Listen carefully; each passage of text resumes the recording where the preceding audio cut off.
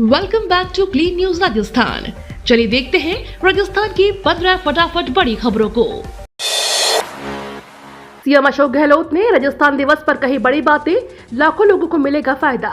मुख्यमंत्री अशोक गहलोत ने कहा कि पैसे के अभाव में कोई भी व्यक्ति इलाज से वंचित नहीं रहे। इसी उद्देश्य के साथ राजस्थान सरकार मुख्यमंत्री चिरंजीवी स्वास्थ्य बीमा योजना लेकर आए। आप सभी इसमें रजिस्ट्रेशन कराएं ताकि इलाज मुफ्त मिल सके।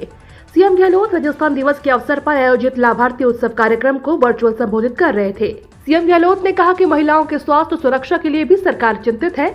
उड़ान योजना में हर महिला को 12 नैपकिन प्रति महीना दिए जा रहे हैं। सरकार ने इस बार महंगाई को ध्यान में रखते हुए बजट बनाया, इसका लाखों लोगों को फायदा मिलेगा। बीजेपी जल्द कर सकती है नए नेता प्रतिपक्ष का ऐलान।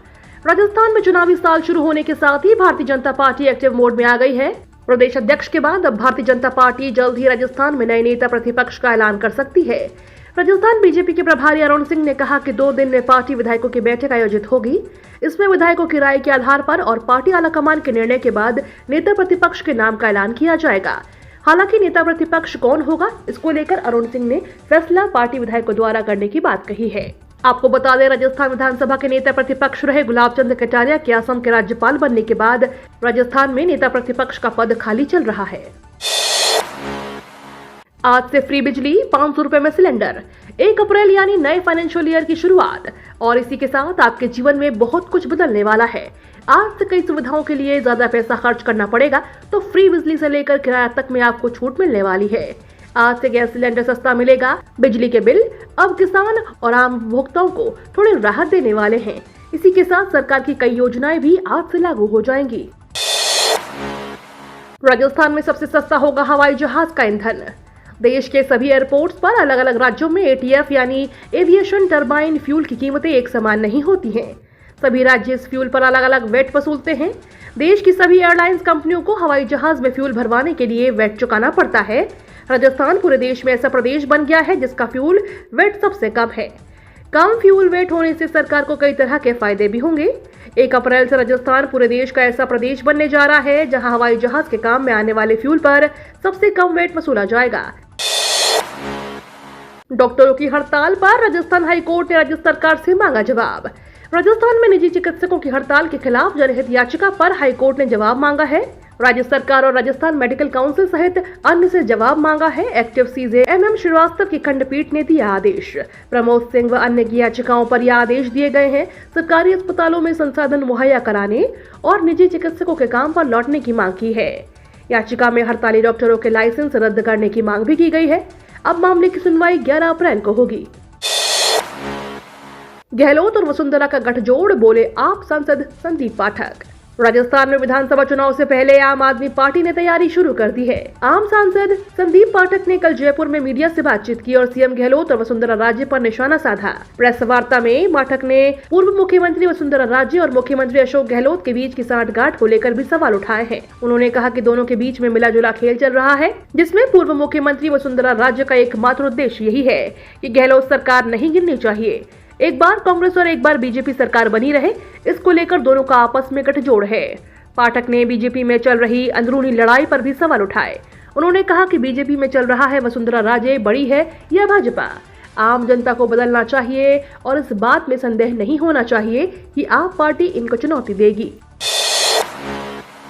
सीनियर सेकेंडरी लेवल का मास्टर प्रश्न पत्र और आंसर की जारी। राजस्थान समान पात्रता परीक्षा सीनियर सेकेंडरी लेवल का मास्टर प्रश्न पत्र और आंसर की जारी कर दी है। परीक्षा में शामिल होने वाले अभ्यर्थी किसी भी प्रश्न और उसके उत्तर से संबंधित आपत्ति भी दे सकेंगे। इसके लिए प्रति प्रश्न 100 रुपए का शुल्क निर्धारित किया गया है। 2 अप्रैल से 4 अप्रैल तक अभ्यर्थी कर्मचारी चयन बोर्ड की ऑफिशियल वेबसाइट पर ही आपत्ति दर्ज करा सकेंगे। सीवी जोशी का तंज, कुर्सी बचाने के लिए की थी मजबूत पैरवी। जयपुर बम ब्लास्ट आरोपियों के बरी किए जाने वाले मामलों पर भाजपा प्रदेश अध्यक्ष सीपी जोशी ने राज्य की अशोक गहलोत सरकार पर तंज कसा है। जोशी ने बयान जारी कर कहा कि जयपुर बम ब्लास्ट मामले में सरकार की ओर से कमजोर पैरवी की गई, जबकि राजस्थान सरकार को बचाने के लिए जोरदार पैरवी की गई थी। यह पूरा मामला सरकार की घोर लापरवाही और आरोपियों को सजा दिलाने के प्रति सरकार को संदेह के घेरे में लाता है। सरकार द्वारा इस पूरे मामले में बरती गई असंवेदनशीलता को दर्शाता है। बॉम्ब ब्लास्ट में राजस्थान के 71 निर्दोष लोगों की जान गई है, सैकड़ों की संख्या में लोग घायल हुए। आज भी कई ऐसे लोग हैं जो इस हमले में घायल होने के बावजूद दिव्यांग जीवन जी रहे हैं। गुलाबी नगरी जो शांति के लिए जानी जाती है, कि शांति और सौहार्द को बिगाड़ने का काम जिन्होंने किया, उनके खिलाफ सरकार को सुप्रीम कोर्ट में मजबूत पैरवी कर सजा दिलाएं और पीड़ितों को न्याय दिलाएं। कोटा रेलवे ने तोड़े कमाई के सारे रिकॉर्ड, डीआरएम ने थपथपाई अधिकारियों की पीठ। राजस्थान के कोटा रेल मंडल पिछले वित्तीय वर्ष के मुकाबले राजस्व के मामले में इस वर्ष ज्यादा राजस्व प्राप्त किया। फिर चाहे माल लदान की बात का हो या फिर टिकट चेकिंग या अन्य मामलों में, कोटा रेल मंडल ने पिछले वित्तीय वर्ष के मुकाबले इस बार सरकार को बड़ा राजस्व अदा करने में भूमिका प्रदान की है।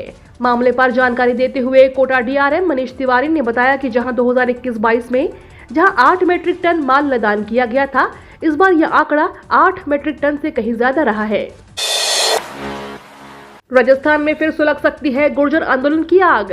प्रदेश में एक बार फिर से गुर्जर आरक्षण आंदोलन की आहट सुनाई दे रही है।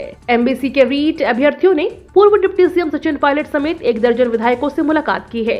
सचिन पायलट के अलावा अभ्यर्थी जितेंद्र सिंह, वेद प्रकाश सोलंकी, राजकुमार शर्मा, इंद्राज गुर्जर, अशोक चांदना, बीडी कल्ला से मिले और ज्ञापन सौंपा। एमबीसी अभ्यर्थियों ने रीट 2018 के प्रथम लेवल के 372 एमबीसी अभ्यर्थियों को नियुक्ति देने की मांग रखी। अभ्यर्थियों का कहना है कि इस भर्ती में नियुक्ति के लिए 4 समझौते हुए, लेकिन अब तक हमें रीट 2018 में नियुक्तियां नहीं मिल पाई।